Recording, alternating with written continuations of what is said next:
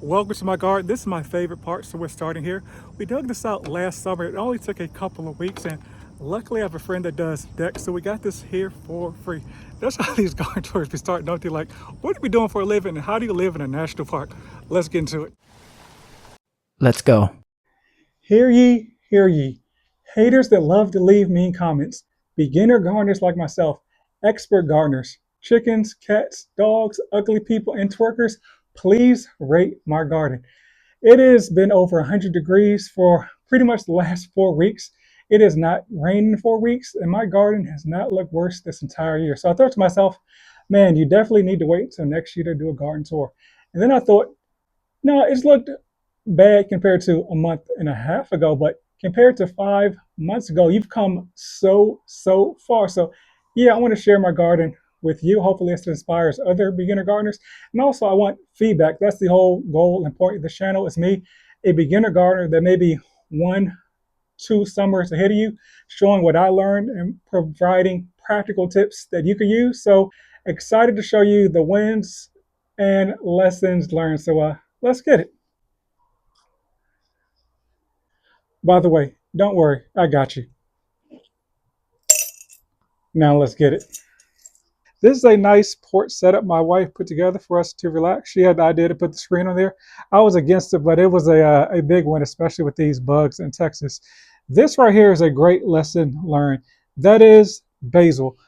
It is a lesson to plant what you actually eat. Basil is a cool thing you hear about putting in the garden. It smells good, yada yada, but I don't eat it, so I didn't take care of it, and it died.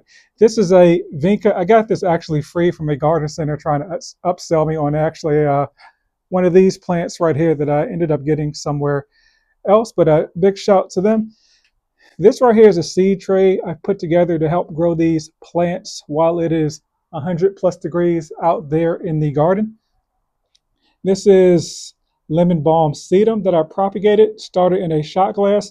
This is a cantaloupe, got a cucumber for the pickles I love. Then I have some form of cucumber, jalapeno. I forgot what I put in here, but here's another tip. Make sure you're taking pictures of what you're putting in those seed trays because you'll definitely forget like I did. So I'll go back and look at the picture. These are frogs. My wife got these even though she hates frogs. So now this entrance to the garden, I'm super proud of. I mean, look at this step down right here. Boom! Doesn't that look kind of cool? I put together this all myself. Got the pathway there. Got a gizmo. That right there we'll get to next. Is kind of my happy place over there. I was able to create kind of my own space back there. Once we get closer, you'll kind of see some of the vines that I'm starting to grow as well as the trellis. But let's take a hard left to my favorite plant in the garden. Don't tell the other ones. This is a Texas Traveler redbud that I'm attempting to grow in this pot. A tip for redbud trees is this only gets 4 to 6 feet. It's a miniature one. But when you're looking at these weeping redbuds in general, they typically only get as tall as when you buy them, unless you're going to actually train them up high. Like maybe if I wanted to get it tall, I could train this branch up right here. But another tip is make sure you take the stakes off as soon as possible. So this tree right here, it was staked up, and the stake had crooked this thing to the side pretty heavily. That's why I have this string right here to kind of keep it straight. It's not super taut, but the goal is to just get it to grow straight between that and I guess it reaching for the sun as well. This bird bath right here, man. Guess how much I paid for this? I didn't even really need a bird bath because I made a homemade bird bath. We'll see at the end. But man, this bad boy was $20. Like I had to ask the garden center, like look at the price. I still got the price tag on it. I got it uh 2 days ago. I had to ask him, like, is this price correct on this? So I got this and this other olive looking one that is actually pretty tough. I didn't really want another one, but I was like, man, you'll never see price like this again. So I just got the other olive one, even though I didn't think it would match my garden decor. But actually, it looks pretty cool in between two other, what do you know, green plants in the green garden. This is Mother Nature. This goji berry plant is actually the first plant I actually bought in this for my garden about 9 years ago. And I gave up gardening for like a 3, 4 year point. Did not tend to this plant at all, and it still survived. It was actually over here in this barrel and actually moved this about 4 months ago to a place where it gets some more sun so it can actually start fruiting again and providing life for the garden. And this kind of statue thing I put together, I love statues in the garden, but the ones I see are either super expensive cement ones or ones that I'm not a fan of, kind of the painted ones that eventually fade and don't look good in the long run. So I was like, let me create my own thing. This right here is purslane that I just got free from where I work. They were changing out the plants and they were throwing them away. So I was like, hey, can I get some? And I got like 10 of them. So there's some back here and I have about 10 in the front garden, which you won't see until next year. This right here is a rose bush. It started as one of those twigs, about yay high. I got from Home Depot for like $9.99. The buds on it are not, or the flowers are not in the best form. I'll put up a picture of it when it was even like 5 months ago. I went to Spain, and right before I went to Spain, I was like, let me fertilize this thing good. I put some extra fish emulsion that I had for my citrus plants that you'll see back there. And when I came back, like all the rosebuds had died. And so these have actually come back the last month after like a 3 month hiatus of no buds at all. So I'm glad this bad boy came back. But yeah, $9.99 stick I got from Home Depot. So those ones you see, grab them. This is some rosemary. The plan's for that to drape over the side of the barrel and create a little bit more flow and greenery in the garden. Just let me step back a little bit. This border is something I'm super proud of as well. I put together this myself. I dug out the ground, put the foundation under it, and yeah, put together this border all by myself with these here hands just based off what I saw on YouTube. This is a Little Miss fig tree. I've got about 5 figs off of it this year. This is this first year being planted. You can see there's some more figs on it as well. I'm not sure if these guys will make it through the season. It probably needs a little bit more water. This is a marigold plant that the rabbits have eaten. So yes, rabbits are not scared of marigolds. They will munch them up. This right here is a lesson learned. These plants look great during April, May, and before like June hit. But honestly, keeping these plants alive, hanging plants alive, flowers alive, this is actually some purslane right there. When it's 100 degrees outside for 4 straight weeks, it's just not really feasible. And so I just got some plants you just got to learn to let them go. This right here is a orange juiced jessam. It is a super cool looking hummingbird attracting and pollinator attracting plants. And it's in its first year. It was a rescue plant I got from Home Depot. And so since it's kind of new, like the roots aren't established, it has a tough time in this Texas sun right now. So I have this umbrella on it for it to not get baked in the afternoon heat, and also keep a butterfly bush or butterfly basket on top of it as well, because I ended up burning the leaves when I was trying to kill some of these mealy bugs that you see. You may be able to see right there. They end up attacking plants when they're stressed out like they are right now. Got some more creeping rosemary right there. This is another twig I got from Home Depot. This year it's about 3-4 months old. It started off about this. No, actually it started off like this. Yeah, it started off as this little thing right there, and it has branched out and produced some cool flowers this year. Got a hummingbird feeder. I made the hummingbird nectar myself. I got a video on that. Some more purslane. This is a olive tree that I bought maybe about 4 or 5 years ago. Once again, I was just kind of buying stuff because I thought the olive tree was cool. I had this idea somehow that I would be making olive oil in my house. It flowered, it fruited, produced olives the first year. It's not produced olives since because I didn't really take care of it. Like I said, I bought stuff that I wasn't in love with. I just thought it was stuff to have in my garden. Like I said, I neglected gardening for a couple years, but this thing is super drought tolerant. Like I said, I don't think I watered it for maybe a couple summers. And so it just got rainwater. It stayed alive. It never fruited again. One thing I learned about these olive trees is they only grow fruit on the new wood. So basically every season, new wood, but it wasn't growing new wood because I wasn't taking care of it. I put it in this bigger pot right here. These pots are pretty cool. They're $15 from Costco. Like that is a crazy price for a pot that size. And so looking forward to it producing either later this year. I can't find them now, but I've seen some buds on them popping up, or definitely next year because I've seen it actually get bigger this year. This right here is a broom bush. I'll put up a picture of it in its full splendor once everything gets popping off. But it gets about 4 to 6 feet, so that's why it's kind of in no man's land, for lack of a better term, because I know it'll get much bigger. Like I said, it was rescued, and it was probably like 1/4 this size when I got it for half off there. And it's kind of right on the border, as you can see, of sun and shade. This is my homemade bird bath that I put together. I got this pot for $17.50. Somehow it was $80, but it was 75% off. And I got this before I got these two cool bird feeders. But it's cool. You see the birds hang out in there. You got to make sure you're cleaning it out. It looks super clean right now because today's Friday and I clean it out on Fridays. This kind of my shaded area. I got these hostas as well, half off at Lowe's, and I said they're half off. Let me cut them in half and create 2 hosta plants. And so they stay pretty well watered because I have to fill in the water for this every day, so I kind of shoot the water off to the side, and they get water. Yeah, this right here is kind of the kind of my seating area, garden area that I'm creating. This right here is Carolina Jessamine. I will put up a picture of it in its full splendor. But the goal is for it to climb up this trellis and basically give me some privacy for when I'm sitting back here hanging out in the garden. And that is pothos right there, which can grow outside. It'll die off during the winter months. But I originally bought this to climb up the trellis, and I was like, oh, this is not going to survive the winter, so it's kind of a fool's errand.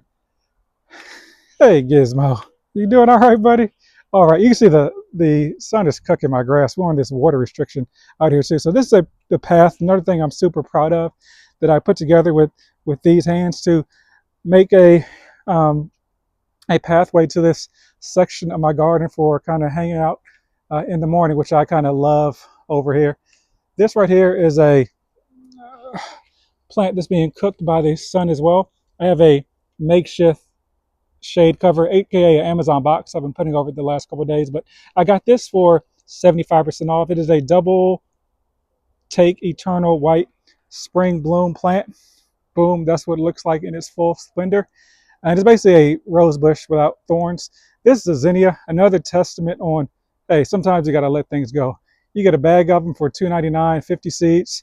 It looked amazing when it was popping, and then I'm not watering this thing every single day, putting a gallon of water on a plant that I paid basically $2.99 divided by 54. This is RIP. Sorry, buddy. This is Carolina. No, this is Star Jasmine. Excuse me. The plan is for this to grow over the trellis and create a pretty cool entrance to my hangout space, which is a little crowded right now because this is where I'm putting all the plants that would get baked by the Texas sun. Another discount plant. This is Jerusalem sage. This is what it'll look like in its full splendor. Pretty cool, huh? This is a dot plant. It is pink and green. I got it from my wife. It originally was just hanging out on the porch back there. But even the only 4 hours of sun that the porch got when the sun comes the other direction, it was all afternoon sun. And so it would bake this plant. And I kept having to move it. It was just so much effort. And I was like, let me just put it here in the shade garden and see if it can survive. It's an annual, but see if it can survive. Maybe we'll bring it inside next year. Another Little Miss Figgy fig tree. This is one of the first fruit plants I bought this year. When I, for some reason, thought that this was the last fig tree on the planet, you kind of see the trunk is a little bit crooked, and so it struggles to stay up it struggles to stay upright. That's why I have this little pin right there, or this pole right there, to kind of help keep it straight, but also help it not embrace it too much so it can kind of build its root systems and hopefully get straight and get good like the other fig tree. That other fig tree I may end up putting on the ground on the other side of my garden this fall. We'll see. These right here are some butterfly bushes. I still got the tag on them. I got them yesterday from Lowe's on discount in the clearance section. It is a butterfly petite tutti frutti pink butterfly bush. You can see there. I got these bad boys half off. The plan is to put them on either side of the walkway, and I'm going to kind of create an area. Where's my finger? Where's my? I can't get my finger on. Oh, there we go. Actually, I'll do some editing and show you what I'm talking about. But I want to kind of create a better entrance to the garden over in that area over there. But yeah, I think these look super dope. I got two of them. They had two left in the clearance section because you want to kind of create repetition throughout your garden. This is a Japanese maple. It is a Acer Veritas. I'll mess that name up, I know. Um, but I like this tree. It's another part. This will actually stay in the shade garden area and kind of be a. Let me back up a little bit. Kind of be another wall or kind of screen of privacy. You kind of see what it looks like right now. Here's the chair, and when I sit in the chair, that's what it looks like now when I'm looking out. And the goal is to have this completely blocked out. But this thing gets about 4 to 6 feet, but it gets really, really wide. So I may have to eventually move it. We'll see about that. So let's step out of here and go to my vegetable garden, which is honestly, I'm about to rip all this stuff up. This stuff has actually it's done its thing this season. That's why I'm planting those other plants. So once it gets a little bit cooler, I'll take those seeds and put them in this garden. But yeah, we still got the jalapenos still kicking right there. And I have a shade typically over top of this. This right here is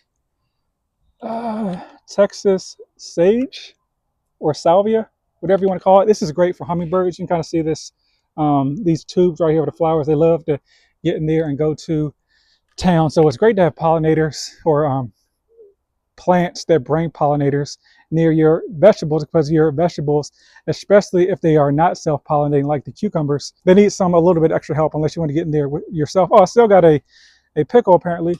I need to pull off this vine right there, and there's another pickle. They both look like deformed pickles or cucumbers, excuse me. Yeah, another jalapeno plant. This right here is actually skullcap. It looked kind of like this. That's why I got it, because I didn't know what the name of that was. But it'll look pretty cool. That's what it looks like in its full splendor. Over here we have my citrus portion of the garden.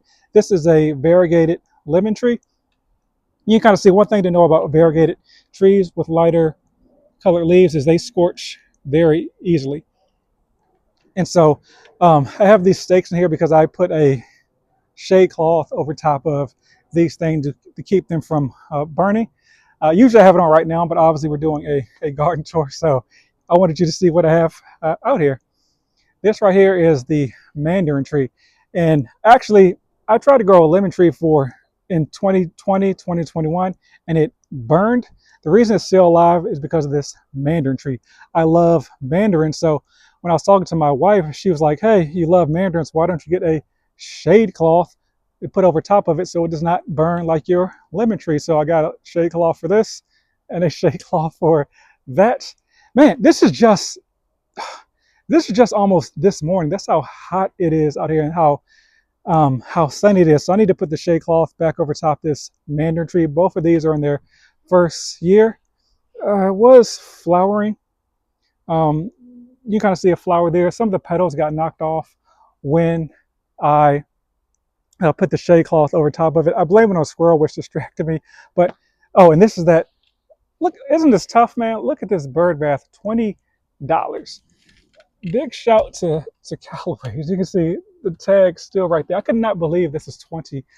So that's the garden as of right now. Oh, last portion. I think my buddy is almost ready to go in.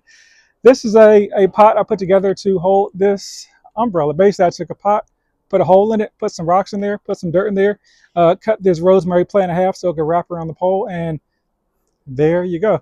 What do you think, buddy? You ready to get inside? Yeah, you look a little bit hot. All right. So that's what we got. Your feedback is genuinely appreciated. If you followed this far, like, subscribe. You definitely want to be around for the glow up, which is going to be year 2, when a lot of these plants start flowering and some of these other plants get in the ground. And become a member of the community. Subscribe and tell a friend to tell a friend. And get in your garden, your plants mission. Thanks.